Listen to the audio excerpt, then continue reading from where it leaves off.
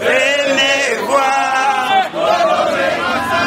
Cette marche est due au pillage, au massacre, toutes les guerres en Afrique, Bolloré, les multinationales, ce qu'on ne voit pas, ce qu'on dans le silence quoi. Tous les beaux discours qu'on nous raconte à la télé, les médias et tout ça, comme disait, méfiez-vous de la télé parce que vous allez choisir des mauvaises personnes à la place des bonnes personnes.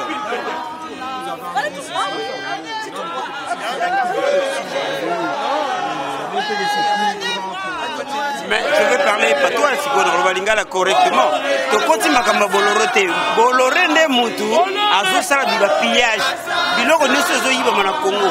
Coltan tout ça Bolloré c'est une multinationale basée na mbongo ebele ba ko soma minduki ba ko kotsa bazizani de gauche à droite, instabilité na Afrique. En Afrique, donc ce qu'on appelle Congo. Il y a Congo, il y a des pays développés Congo, mais bassin à Congo. Et on a Africain, il faut que la histoire n'a pas malam parce que tant que mon pays a commis l'histoire na yo, on a kacha kubunga. Na le sambo spirituellement, l'invention tout. Donc il faut qu'on fasse très attention. Bah il y a l'histoire, bah il y a lamba, bah il y a munduki, yo bundana mutuana. Na pêché lamba na ebiso nengi yo ko sambela. Ngana na biso ningi yo sambelaka na mayelo yanga yo bani ko sambela bongo soki na yetumba na yo kolonga na tuni soko kolonga anga yo